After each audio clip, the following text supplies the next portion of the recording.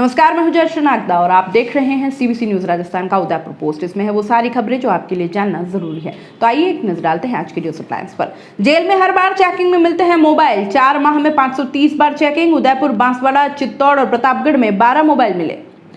मोदी सरकार के खिलाफ सड़क पर उतरी कांग्रेस। महिलाओं ने चूल्हा चौकी कर बढ़ती महंगाई के खिलाफ जताया विरोध। परिवहन मंत्री प्रताप सिंह भी रहे मौजूद। यूआईटी का बजट हुआ जारी। लेक सिटी को सुंदर बनाने के लिए कितने होंगे खर्च, जानिए पूरी खबर में। उदयपुर में फिर बढ़ा कोरोना संक्रमण। बाद जिला प्रशासन ने बढ़ाई सख्ती। 21 मार्च तक लागू रहेगी धारा 144। अंजुमन तालीमुल इस्लाम में रिट के लिए शुरू हुई निःशुल्क क्लासेस, अभ्यर्थियों को मिल रहा है फायदा। विप्र फाउंडेशन का घड़ामंगरी स्थित श्री परशुराम परिसर में शुरू होगी कोचिंग।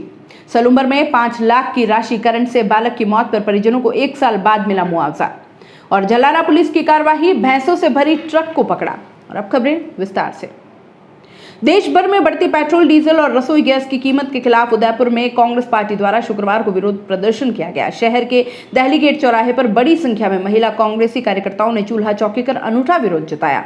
इस दौरान महिला कांग्रेस कार्यकर्ताओं ने कहा कि देश में रसोई गैस के दाम इतने बढ़ गए हैं कि आम गृहिणी अब उसका उपयोग नहीं कर पा रही है। ऐसे में आज सांकेतिक तौर पर चूल्हे से रोटी सेक मोदी जी को रसोई गैस और पेट्रोल की कीमतों में कमी लाने की मांग की गई है। महिला कार्यकर्ताओं ने कहा कि अगर समय रहते बढ़ती महंगाई पर अंकुश नहीं लगाया गया तो कांग्रेस सड़क से लेकर सदन तक विरोध प्रदर्शन करेगी। इस दौरान राजस्थान के परिवहन मंत्री प्रताप सिंह खाचरियावास ने केंद्र की मोदी सरकार पर जमकर निशाना साधा। उन्होंने कहा कि नरेंद्र मोदी ने देश को पूंजीपतियों के हाथों बेच दिया है। देश में पेट्रोल, डीजल, रसोई गैस के दाम आसमान छू रहे हैं, लेकिन केंद्र का कोई भी नेता इस पर कुछ भी कहने से बचता है। जबकि केंद्र में कांग्रेस की सरकार थी तब 2 रुपए पेट्रोल महंगा होने पर बीजेपी के नेता सड़कों पर उतर विरोध करते थे, लेकिन आज उन नेताओं के कानों में जूं तक नहीं रेंग रही। इससे बीजेपी के दोहरे चरित्र का पता चलता है। खाचरियावास ने कहा कि अगर मोदी सरकार बढ़ती कीमतों में कमी नहीं लाएगी तो आने वाले वक्त में जनता उन्हें चुनाव में सबक सिखाएगी। उदयपुर विकास प्रन्यास की ओर से शुक्रवार को बजट बोर्ड बैठक आयोजित हुई। उदयपुर कलेक्टर चेतन देवड़ा की अध्यक्षता में आयोजित हुई बजट बोर्ड बैठक में शहर के विकास के लिए 444.15 करोड़ रुपए के प्रस्ताव पारित किए गए, जिसमें शहरी इलाके के सौंदर्यीकरण के साथ ही उदयपुर की पेरिफेरी में आने वाले गांव के आधारभूत विकास वर्ग की वित्तीय स्वीकृति जारी की गई। उदयपुर कलेक्टर चेतन देवड़ा ने बताया कि शहर और गांव दोनों के विकास को गति देने के लिए इस बार विशेष बजट तैयार किया गया है, जिसमें सड़क, सामुदायिक भवन के निर्माण के साथ ही पर्यटक स्थलों का सौंदर्यीकरण किया जाएगा। जयपुर कलेक्टर ने बताया कि उदयपुर विकास प्रन्यास द्वारा वित्तीय वर्ष 2021-2022 में शहर को और अधिक सुंदर बनाने का लक्ष्य रखा गया है, जिसके तहत साल भर में रोड नेटवर्क सहित विकास कार्यों पर 324.54 करोड़ खर्च करने का लक्ष्य रखा गया है। नेहरू गार्डन को 9 करोड़ रुपए की लागत से विकसित किया जाएगा। इसके साथ ही 8 करोड़ रुपए की लागत से रानी रोड का सौंदर्यीकरण किया जाएगा। वहीं सहेली मार्ग और राजीव गांधी पार्क को भी पूरा पर विकास प्रन्यास द्वारा 1 करोड़ की लागत से सुंदर बनाया जाएगा। कलेक्टर ने बताया कि शहर वेडिंग डेस्टिनेशन के रूप में उभर रहा है। ऐसे में यहाँ यूआईटी द्वारा मांगलिक कार्यों के लिए 3 नए सामुदायिक भवन भी बनाए जाएंगे। इसके साथ ही 5 करोड़ रुपए की लागत से उदयपुर के पहाड़ी इलाकों को सुरक्षित रखने का कार्य किया जाएगा। लेक सिटी उदयपुर में बढ़ते कोरोना वायरस पर अंकुश लगाने के लिए जिला प्रशासन द्वारा 21 मार्च तक के लिए निषेधाज्ञा लागू कर दी गई है। उदयपुर कलेक्टर चेतन देवड़ा ने शुक्रवार को आदेश जारी कर दंड प्रक्रिया संहिता 1973 की धारा 144 में निहित शक्तियों का प्रयोग करते हुए 26 फरवरी से 21 मार्च शाम 6 बजे तक 5 व्यक्तियों के समूह में इकट्ठा होने पर निषेधाज्ञा लगाई है, जिसके बाद अब वैवाहिक समारोह में अधिकतम 200 और अंतिम संस्कार में अधिकतम 20 व्यक्ति ही शामिल हो पाएंगे। कलेक्टर ने बताया कि उदयपुर में एक बार फिर कोरोना संक्रमित मरीजों की संख्या बढ़ने लगी है। ऐसे में कोरोना गाइडलाइन की पालना के साथ ही हमें खुद को भी सतर्क होना पड़ेगा, तब ही हम कोरोना पर अंकुश लगा पाएंगे। कलेक्टर ने बताया कि उदयपुर में इस प्रतिबंध से निर्वाचन प्रक्रिया, रेलवे स्टेशन, बस स्टैंड, चिकित्सालय, विद्यालय और महाविद्यालय मुक्त रहेंगे। बता दें कि उदयपुर में शुक्रवार को एक बार फिर कोरोना वायरस से ग्रसित 13 नए मरीज सामने आए हैं, जिनमें 8 उदयपुर के शहरी क्षेत्र में रहने वाले थे, जबकि 5 उदयपुर के ग्रामीण क्षेत्र से थे। इनमें 4 क्लोज कॉन्टैक्ट और 9 नए स्थानों पर संक्रमित मरीज मिले हैं, जिसके बाद कुल संक्रमित मरीजों की संख्या बढ़कर 11,968 के आंकड़े पर पहुंच गई है। हालांकि इनमें से अब तक 11,730 संक्रमित मरीज स्वस्थ होकर अपने घर लौट चुके हैं। ऐसे में अब उदयपुर में कोरोना वायरस से ग्रसित सिर्फ 114 केस एक्टिव बचे हैं। 25 अप्रैल को होने वाली रिट परीक्षा के लिए समाज संगठन भी निःशुल्क कोचिंग के जरिए अभ्यर्थियों को सुविधा उपलब्ध कराने में जुटे हैं ताकि समाज के नौजवानों को तैयारी का पूरा मौका मिले। इसके लिए अंजुमन तालीमुल इस्लाम की ओर से 11 फरवरी से रिट भर्ती परीक्षा के लिए निःशुल्क कोचिंग क्लास मुखर्जी चौक स्थित अंजुमन स्कूल में शुरू हो चुकी है। इसका समय दोपहर 2:30 से 6:30 बजे तक है। अंजुमन के सदर मुजीब सिद्दीकी ने बताया कि अब तक 107 अभ्यर्थियों का रजिस्ट्रेशन हो चुका है। राजस्थान अधिकारी कर्मचारी माइनॉरिटी एसोसिएशन के सदस्य शिक्षक कोचिंग के लिए निःशुल्क सेवा दे रहे हैं। फिलहाल शुरुआती तौर पर 60 दिन की क्लासेस उपलब्ध है। इसके बाद अभ्यर्थियों की तैयारियों के आधार पर वक्त बढ़ाया जाएगा। इसके लिए संसाधन का खर्च अंजुमन की ओर से उठाया जा रहा है। विशेषज्ञ शिक्षक की सेवा लेने के लिए अंजुमन की ओर से विचार किया जा रहा है। रकमा के जिला अध्यक्ष दिलशेर मोहम्मद ने बताया कि फिलहाल संगठन के 6 शिक्षक सदस्य पढ़ा रहे हैं। इसकी शुरुआत प्रदेश कार्यकारिणी की ओर से अलवर में 2 साल पहले की गई थी। इससे प्रेरणा लेकर यह कार्य शहर में भी शुरू किया गया। इसके लिए अंजुमन से संपर्क किया गया और संस्था का साथ मिलने के बाद आगे भी निःशुल्क सेवाएं देने को तैयार है। और यहाँ रुकेंगे एक छोटे से ब्रेक के लिए। ब्रेक के बाद जल्द हाजिर होंगे।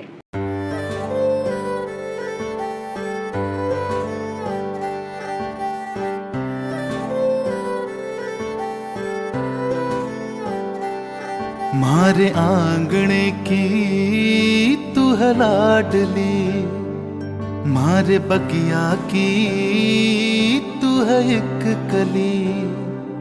मारे आंगणे की तू है लाडली, मारे बगिया की तू है एक कली। जद छोड़ के तू जाएगी हमें लाडो, याद तेरी घनी आएगी। मारे आंगणे की तू है लाडली, मारे बगिया की तू है एक कली। सोजतिया ज्वेलर्स, रिश्तों को नहीं दिलों को जोड़े। ब्रेक के बाद आपका स्वागत है। विप्र फाउंडेशन की ओर से भी निःशुल्क कोचिंग शुरू हो रही है। इसके लिए विप्र बंधुओं के आवेदन लिए जा रहे हैं। विप्र फाउंडेशन के प्रदेशाध्यक्ष के शर्मा ने बताया कि विप्र बंधुओं को रिट की तैयारी के लिए परिसर में करीब 400 अभ्यर्थियों के बैठने की क्षमता है। क्लासेस के लिए अभी आवेदन आने शुरू हो गए हैं। प्रदेशाध्यक्ष का कहना है कि संगठन से जुड़े कई शिक्षक व्याख्याता भी सेवा देने के लिए तैयार हैं। इसके लिए संगठन को लगातार संपर्क किया जा रहा है। तैयारी पूरी होने के बाद जल्द ही कोचिंग शुरू की जाएगी। जेल विभाग की ओर से पिछले साल 1 नवंबर को शुरू हुए फ्लश आउट अभियान के तहत सेंट्रल जेल उदयपुर और संभाग के 5 जेलों में 4 माह में 530 बार बंदियों की चेकिंग हो चुकी है। बड़ी बात यह है कि उदयपुर, बांसवाड़ा, प्रतापगढ़ और चित्तौड़गढ़ जेल से 12 मोबाइल मिले, लेकिन राजसमंद और डूंगरपुर की जेल में एक भी मोबाइल नहीं मिला। ऐसे में सवाल उठ रहे हैं कि क्या वाकई में फ्लश आउट कार्यक्रम के तहत जेलों से मोबाइल ऑपरेट होना बंद हो गए हैं या इसके पीछे कार्मिकों की मिलीभगत है। हालांकि अधिकारियों का कहना है कि तकनीकी रूप से जांच में भी जेलों से मोबाइल ऑपरेट होने की बात सामने नहीं आ रही है। फ्लश आउट अभियान 3 स्तर पर शुरू हुआ था। पहला, बंदियों की चेकिंग करना। दूसरा, मोबाइल मिलने पर कार्मिक की मिलीभगत की जांच करना। तीसरा, जेलों में कई समय से जमे हुए बंदियों का स्थानांतरण करना। इसमें सिर्फ प्रतापगढ़ जेल के एक कार्मिक के मिलीभगत की बात सामने आने पर उसके खिलाफ विभागीय कार्रवाई शुरू हुई है। इसके अलावा किसी जेल में विभाग के कर्मचारी की मिलीभगत सामने नहीं आई है।